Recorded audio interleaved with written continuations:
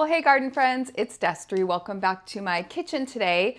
Today it is a cold and kind of blustery February day, so we are doing an indoor project. And this is actually part 2 of a 3-part series I'm doing on my new Wally Grow plant pockets. So today we're going to be planting up these really cute wall hanging plant pockets. So about a week ago, I ran to the Home Depot and got a couple plants for this project. Now, I had seen these Wally Grow plant pockets on another YouTuber that I follow, and I was like, I've got to get these. They're so cute. So I went ahead and ordered 3 of the Wally Grow plant pockets. And this video is not sponsored. I paid for them with my own money. I bought all the plants with my own money. However, it does help my channel if you like and subscribe, so I can continue to do fun projects like this. But I went ahead and ordered these online, and then I went to the Home Depot and got some plants for this project. Now, the other cool thing about the Wally Grow planters is that they have lots of different colors, and on their website, it will tell you exactly what color of the Behr paint you can get to color match your Wally Grow planters. So when I ran to the Home Depot, I got a little quart of this kind of brick red color paint. And I ended up not using it. So again, stay tuned for part 3 of this video where I will be installing these in my classroom. So I am planning on putting these in my classroom, and I actually went a different direction with the wall that I'm going to be hanging these on. So you'll have to stick around and see what I did with that. I'll give you a sneak peek hint. I did use kind of a peel and stick wallpaper in a print that's really gorgeous. So let me go ahead and take you on a tour of these Wally Grows and tell you what my impression is so far. Basically, they're about $20 each. Now, the ones I have here were on sale at the time I purchased them for half off. So they were about $10 each, so it made this project really affordable. And then when they come to you, this is kind of what you get. So they do have, pardon me, I'm fighting a cold, but they do have this little info card that's kind of attached to them here with some information. And just to tell you, it does say, let's see, where was I reading it? That they are BPA free. They're made from 100% recycled milk jugs. So I thought that was really cool. That, like, I don't know, it kind of makes me feel good. It says that they are smart design, so they have a built-in water reservoir which feeds roots directly and decreases total watering by up to 75%. They are leak-proof with proper watering through the designated reservoir. Water is absorbed by the soil before reaching the front panel, so I'll show you that. Made for 100% recycled plastic, good for indoor and outdoor use. And they have a breathable front panel which promotes optimal root health by allowing soil to aerate. And it has a bracket for installation. So let me kind of show you, oh, and it has a guarantee. So a 5-year manufacturer guarantee. So let me show you kind of what it looks like when you get it. So at the bottom of it, there's this little piece that you pop out, and this is the bracket that you're gonna hang on the wall. And it also comes with a pretty substantial screw here, and then a drywall anchor. Now, I don't know if I'll be using this screw and drywall anchor. I might use a longer screw because where I'm installing this is actually going to go through a bulletin board and then into the wall behind it. So I may or may not use that hardware. And then also it has this panel in the back, which you have to take it out. So it's set up like this. You have to pull it out, you have to rotate it, and then slide it back down in, and it kind of clicks down into place. So this is where you put the water when you water the plants, and then it kind of comes down into here. And then just a few of these front little holes are actually, you know, all the way through. There is no drainage hole on the bottom. So this is going to be perfect for using in my classroom because I'm not going to have to worry about it dripping down into my paperwork and stuff like that. But there's just a few of these top holes here are perforated. So just something to be aware of. And then this is the little bracket that it comes with. So you hang this on the wall, and then in the back here, let's see, it goes this way onto the wall, and then it slides down in like that, and then that's what holds it to the wall surface, so it can be flush against the wall. So I will drop an image here of, you know, a whole wall filled with these. Again, they have lots of different colors, but I'm really excited to give these Wally Grows a try. For today, since I'm not installing these today, I'm going to plant them up and install them later this week. I'm just going to put all the hardware in a little baggie and save that for the installation process. But I did get some new plants for this project, and then I'm, kind of recycling, upcycling some of my cuttings and other plants for this project. So let me go ahead and give you a little tour of what I'll be planting up today. So the first plant I bought specifically for this project is this one here. So this is a trailing elephant bush, and I just thought it was so pretty. Now, the place that I'm putting these in my classroom is a low light situation, so we'll see how this one does. But I just could not resist just the shape of the leaves. It kind of has like a succulent feel to it, and the way that it drapes over. So you can see that's going to pretty much take up one whole planter. And I snagged this from the Home Depot. The other one I got from the Home Depot that's a bigger one is a lipstick plant. And again, I just couldn't resist this one. It has those glossy leaves, and it actually has a couple blooms on it. So here's the little bud there, if you can kind of see how pretty. And it's got another bud developing here. So this one's called a lipstick plant. And then I did grab an elephant ear, or not an elephant ear, I keep calling it the wrong thing. It's a staghorn fern. But I noticed that the bottom here was kind of, they call it the shield. It should be kind of a papery brown, and I noticed it was pretty rotted out. So I actually removed some of that because I was just concerned, and I have not watered this at all. But I'm gonna give it a try, and I'm gonna go ahead and use this in the project today. But it's such a pretty texture, so I wanted to try that. And then the only other plant that I purchased for this project is this Hoya. This one is from the Leaf Joy Littles. And again, I think it'll have kind of a trailing draping habit. And I really liked the variegated leaf. And then this one was pretty inexpensive because it's so tiny. And then other than that, I'm just going to be using some things I have around the house. So I have a couple plants that really need repotted. Look at the root structure on this guy. So this spider plant has been sitting in a cover pot, and it really needs up potted. So I thought I could use that one for this project. I have another pathos that really needs up potted, and I'd like to use this pot for something else. It's just really too big for this pot now. One way I know that is because this thing dries out in like 2 seconds. I'm watering it like every 5 minutes, I feel like. So I might use this one for this project, and pathos are really great. So you can see, like, I watered this yesterday and it's already like mad at me. But pathos are great for low light situations. So something like my classroom, I thought I might use this as the third kind of larger focal plant because I have the lipstick and then the elephant, but I wanted kind of a third, like, bigger plant. So I think I'm going to use this as my third focal plant. And then I have just an array of propagations. So lots of spider plants, just a few other things I'm propagating. I'm trying to propagate this ZZ plant, and I just noticed there's one tiny little root developing there, but I've never propagated a ZZ plant before. But I have tons of kind of propagations. I've got this guy, he's really pretty. So, and then these are small, so I figured I could kind of tuck these, around the edges. So I've got a couple others here, a Tradescantia, more of the, more of the spider plant and stuff.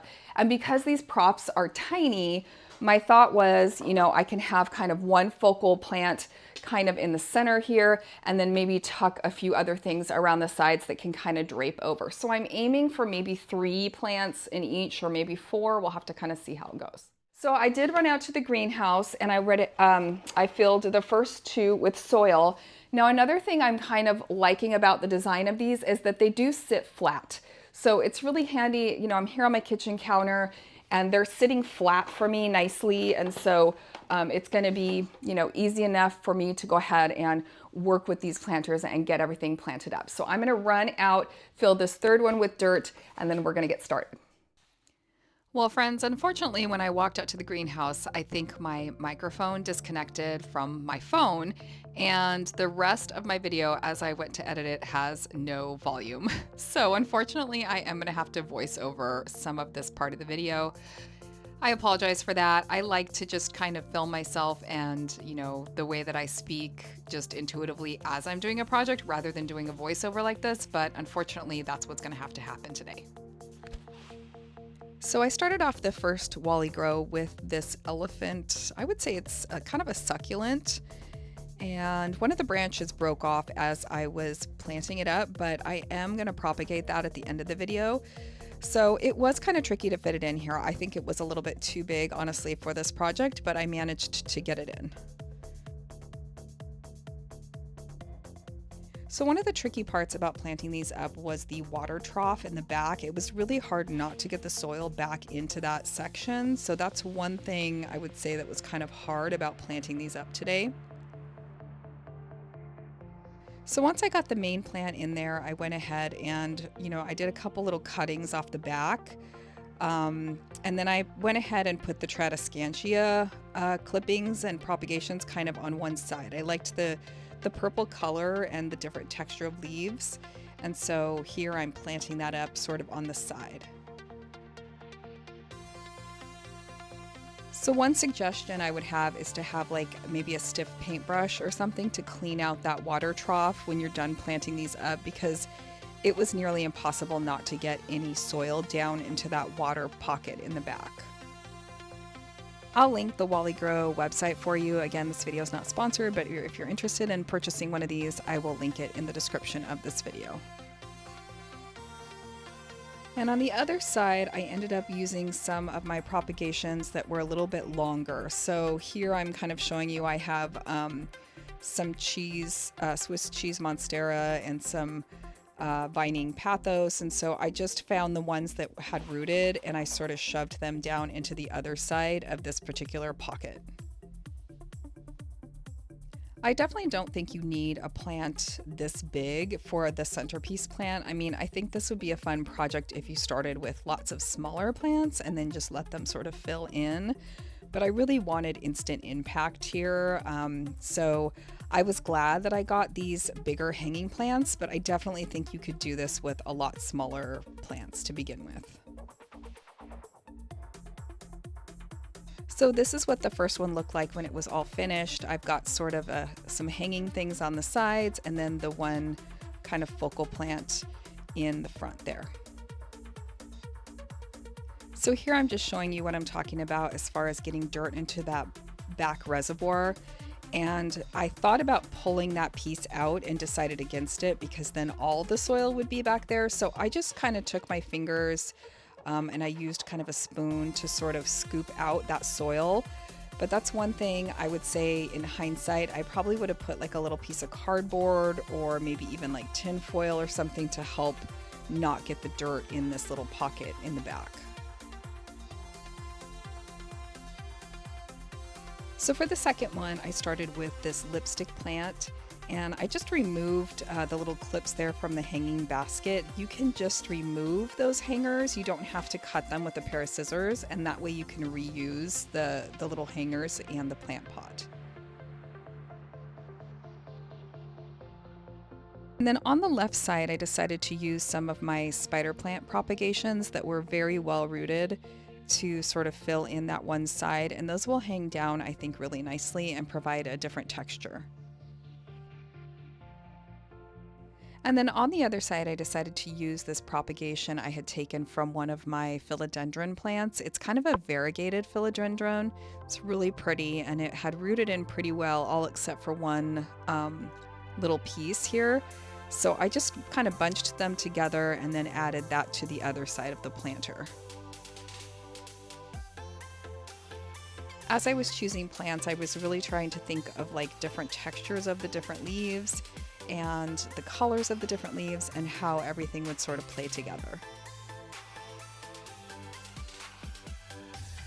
And of course I had to go through with a spoon and kind of clean out the back reservoir, but here's how this one turned out all planted up.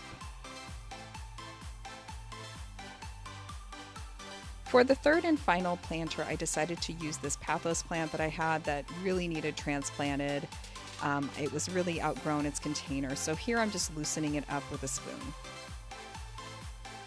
The root system of this one was very tight and wound around, so here I spend a little time and loosen that up just to kind of help with the health of the plant. And then I also take a minute and sort of detangle the tendrils here and make sure that everything kind of wasn't all tangled up together because they were really tangled. They were really like piled on top of each other. So I spent a minute and just sort of made sure everything was facing forward. And for the second planting, I decided to use the Hoya that I had picked up. It's such a cute little plant. Now, when I pulled it out, I realized that the root system was pretty immature, to be honest. So I spent a little minute kind of fiddling with this one, but I do like the different structure of the leaf here, and again, the different variegation. If you're doing this project, be sure to have a little extra potting soil on hand to fill in. And for the third planting, I considered using the staghorn fern, but when I pulled it out of its pot, it just didn't seem very healthy. The medium it was in was kind of almost spongy, like a moss or something. So I decided against that. I decided to use the spider plant instead, which had a really long root system. It really needed to be transplanted anyway, and it's a nice mature spider plant. So that's what I went with for the third and final planting of this last Wally Grow.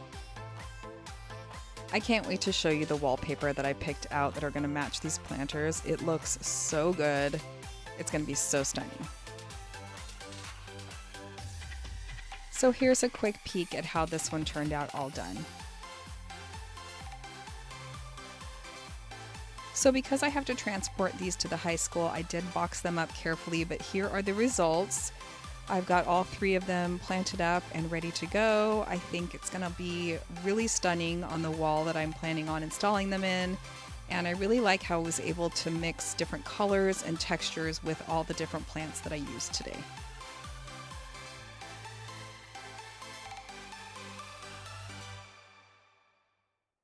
So because one of the little branches had broken off and I did some clippings off of the elephant plant, I decided to go ahead and try propagating it today. So I stripped the bottom leaves and just shoved the little stem down into the dirt. Because this is a succulent style plant, I think this is going to be the best way to propagate it, although it is an experiment and I'm not entirely sure, but I will keep you updated on how this turns out.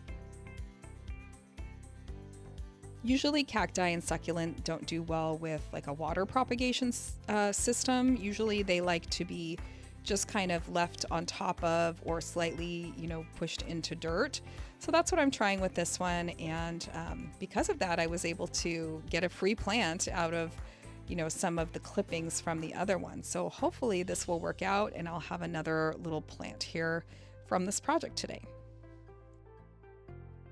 So sorry again about the voiceover of this video. Sometimes things don't work out the way you plan, but I still wanted to share this project with you today because I think it's a fun one and I think you should try it too.